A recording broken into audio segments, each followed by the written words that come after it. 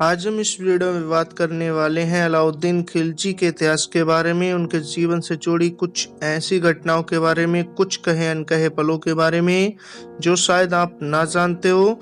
तो सबसे पहले बताना चाहूंगा, खिलजी वंश के दूसरे शासक अलाउद्दीन खिलजी अपनी निर्दयी और लड़ाकू स्वभाव के लिए भारतीय इतिहास में मशहूर था। वे एक शक्तिशाली, कुशल एवं महत्वाकांक्षी शासक था जिसने काफी लूटपाट और उत्पात मचाकर अपने साम्राज्य का काफी विस्तार कर लिया था। वह दक्षिण भारत को जीतने वाला पहला कुशल मुस्लिम राजा भी था। उसने अपने शासनकाल में दक्षिण में मदुरै तक अपने खिलजी साम्राज्य का विस्तार कर दिया था। अलाउद्दीन खिलजी के करीब 300 साल बाद भी कोई भी शासक इतना बड़ा साम्राज्य स्थापित नहीं कर पाया था। अलाउद्दीन खिलजी ने खुद को दूसरा सिकंदर यानी अलेक्जेंडर समझ रखा था। आइए जानते हैं अलाउद्दीन खिलजी के जीवन से जुड़ी कुछ महत्वपूर्ण एवं दिलचस्प बातों के बारे में। तो बताना चाहूंगा अलाउद्दीन खिलजी का जन्म और परिवार एवं प्रारंभिक जीवन के बारे में। अलाउद्दीन खिलजी का जन्म 1250 ईस्वी में बंगाल के बीरभूम जिले में हुआ था। इनका नाम जूना मोहम्मद खिलजी रखा गया था। इनके पिता का नाम साहिबुद्दीन मसूद था। पिता की मृत्यु के बाद अलाउद्दीन खिलजी को इनके चाचा एवं खिलजी वंश के प्रथम सुल्तान जलालुद्दीन फिरोज खिलजी ने इनका पालन पोषण किया था। जलालुद्दीन ने अपनी बेटियों का विवाह अलाउद्दीन खिलजी और उनके छोटे भाई अल्मास बेग के साथ कर दिया था। हालांकि अलाउद्दीन उसकी बेटी से शादी करने के बाद खुश नहीं थे, इसलिए उन्होंने दूसरी शादी मेहरू नाम की बेगम के साथ कर ली थी। अलाउद्दीन खिलजी का शासनकाल एवं साम्राज्य के बारे में विस्तार से जानते हैं तो बताना चाहूंगा। अलाउद्दीन खिलजी के चाचा जलालुद्दीन खिलजी जब दिल्ली के सुल्तान बने थे तो उसने अलाउद्दीन खिलजी को अपने दरबार में अमीर तुजूक बनाया, जो कि अनुष्ठान प्रमुख के समकक्ष होता था। जबकि खिलजी के छोटे भाई अल्मास बेग को अगुर बेश बनाया, जो कि अस्त्र प्रमुख के समान माना जाता था।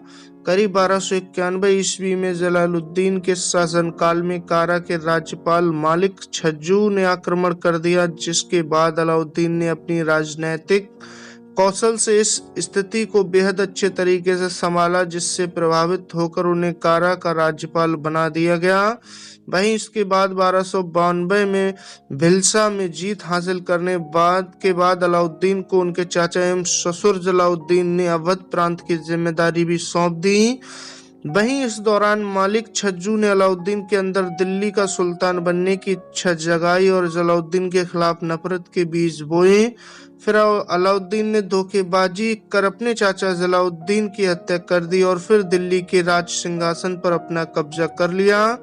1296 ईस्वी में कारा में अलाउद्दीन ने खुद को औपचारिक रूप से अलाउद्दीन मोहम्मद शाह सुल्तान की उपाधि के रूप में दिल्ली का नया सुल्तान घोषित किया। हालांकि सुल्तान बनने के थोड़ी समय तक उन्हें कई मुश्किलों का सामना भी करना पड़ा, लेकिन उन्होंने अपनी शक्ति और कूटनीति का इस्तेमाल कर अपने सभी विद्रोहियों का डटकर मुकाबला किया। इसके बाद करीब 1296 ईस्वी से 1308 ईस्वी के बीच मंगोल ने दिल्ली पर अपना शासन कायम करने के लिए कई बार आक्रमण किए, लेकिन अलाउद्दीन खिलजी ने मंगोलों को अपनी शक्ति का एहसास करवाया और उन्होंने 1298 में जालंधर की लड़ाई, 1299 ईस्वी में किली की लड़ाई, 1305 ईस्वी में अमरोह की लड़ाई और 1306 ईस्वी में रवि की लड़ाई एवं 1308 ईस्वी में अफगानिस्तान के घाजनी की लड़ाई में मंगोलों को हराकर विजय प्राप्त की थी। इसके बाद अलाउद्दीन खिलजी ने करीब 30,000 मंगोलियों की क्रूरता से हत्या कर दी और मंगोलों की महिलाओं और बच्चों को अपने हरम में रख लिया। अलाउद्दीन ने गुजरात पर आक्रमण के दौरान जीत हासिल की। यहाँ मलिक काफूर उनके वफादार सेनापति बन गए थे। 1301 ईस्वी में अलाउद्दीन खिलजी को रणथंभौर की घेराबंदी के दौरान 3 बार हार का सामना करना पड़ा। हालांकि बाद में वह रणथंभौर पर अपनी सत्ता कायम करने में सफल रहे। वहीं बात करेंगे अलाउद्दीन खिलजी और रानी पद्मावती के संबंधों के बारे में, तो 1302 से 1303 ईस्वी में अलाउद्दीन खिलजी ने राजपूत राजा रतन सिंह के राज चित्तौड़गढ़ पर आक्रमण किया था। इस हमले के पीछे कुछ इतिहासकारों का ये तर्क देते हैं कि खिलजी ने रतन सिंह की बेहद खूबसूरत पत्नी रानी पद्मावती को अपने हरम में शामिल होने को कहा, लेकिन जब उन्होंने इनकार कर दिया तो उसने चित्तौड़गढ़ दुर्ग पर हमला कर दिया। इस हमले में राजा रतन सिंह तो मारे गए, लेकिन रानी पद्मावती ने खिलजी से खुद की आत्मरक्षा के लिए कई हजार राजपूत रानियों के साथ जौहर यानी आत्मदाह कर लिया था।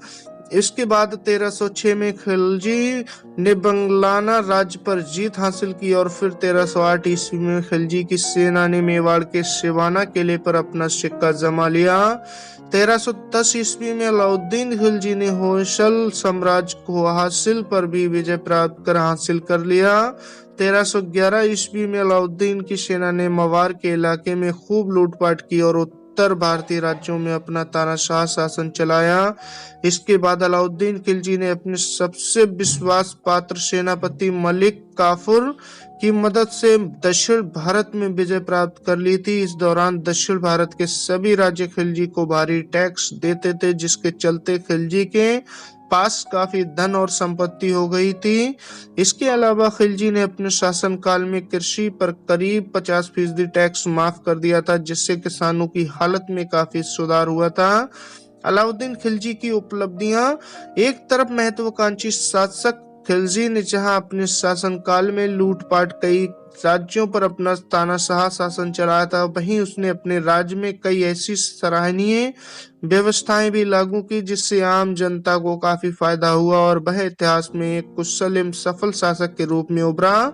अलाउद्दीन खिलजी के शासनकाल की कुछ उपलब्धियां मैं आपको बताने वाला हूं, तो बताना चाहूंगा। अलाउद्दीन खिलजी दक्षिण भारत पर जीत हासिल करने वाला भारत का पहला मुस्लिम सुल्तान था।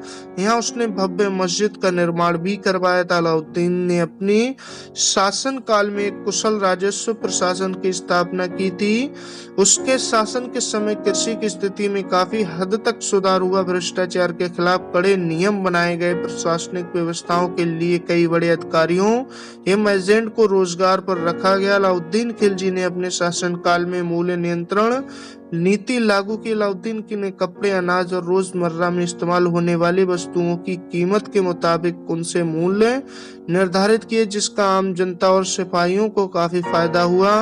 अपनी क्रूरता के लिए मशहूर अलाउद्दीन खिलजी ने अपने शासन में एक ऐसी टैक्स प्रणाली लागू की थी जिसे 19वीं और 20वीं सदी के शासकों ने भी अपने समय में जारी रखा। आपको बता दें कि खिलजी ही ने हिंदुओं पर भूमि कर, खराज यानी चारगाह कर, चराए, चुनाव कर, जजिया एवं घर कर, घरी आदि को लागू किया था।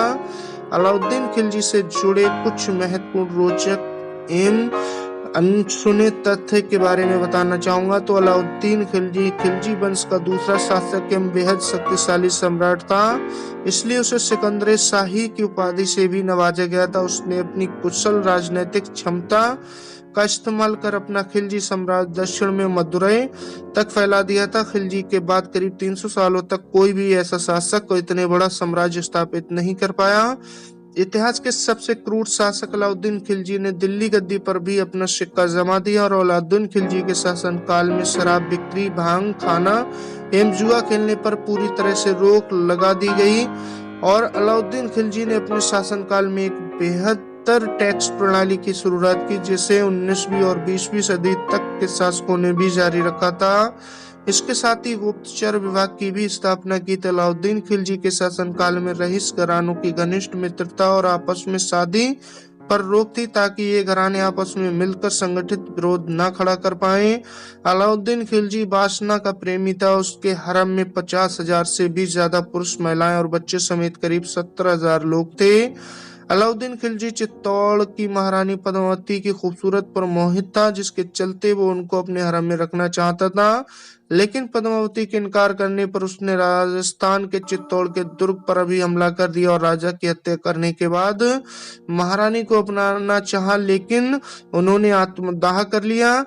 इसी के साथ बताते चलें कि अलाउद्दीन खिलजी की मृत्यु तो इतिहास के सबसे क्रूर और निर्दयी शासकों में से एक अलाउद्दीन खिलजी की मृत्यु 1316 ईस्वी में हुई। इसकी मृत्यु के विषय में इतिहासकारों के मुताबिक उसकी मौत किसी लंबे समय तक रहने वाली गंभीर बीमारी की वजह से हुई थी, जबकि कुछ इतिहासकारों का मानना है कि उसके सेनापति एवं सबसे करीबी माने जाने वाले मलिक काफूर ने ही उसकी हत्या की थी। फिलहाल अलाउद्दीन खिलजी की मौत के बाद भारत की राजधानी दिल्ली के महरौली में स्थित कुतुब कॉम्प्लेक्स में उनकी कब्र बनाई गई थी। वहीं अलाउद्दीन खिलजी की मौत के कुछ साल बाद ही खिलजी साम्राज्य का अंत हो गया था और फिर हिंदुस्तान की तल्ख पर तुगलक वंश ने शासन किया था। साल 2017 में अलाउद्दीन खिलजी और चित्तौड़ की महारानी रानी पद्मावती पर फिल्म निर्देशित संजय लीला भंसाली ने पद्मावती फिल्म बनाई थी, जो कि बॉक्स ऑफिस पर काफी हिट रही थी। इस फिल्म में अलाउद्दीन खिलजी का किरदार मशहूर एक्टर रणवीर सिंह और पद्मावती का किरदार दीपिका पादुकोण ने निभाया था। तो दोस्तों, ये थी खिलजी के जीवन से जुड़ी कुछ बातें जो मैंने आपके साथ शेयर की। कुछ ऐसी बातें बताई जो शायद आपको ना पता हो। अगर दोस्तों आपको इसमें भी कोई चेंजिंग लगती है तो हमें कमेंट्स बॉक्स में जरूर लिखकर बता दें, अपनी राय साझा करें। और अगर आपके पास भी कोई स्टोरी है तो हमारे साथ जरूर शेयर करें ताकि हम उसको अपने चैनल पर ला सके। मिलते हैं फिर नेक्स्ट वीडियो में नेक्स्ट स्टोरी के साथ। आपने अपना कीमती वक्त दिया, तब तक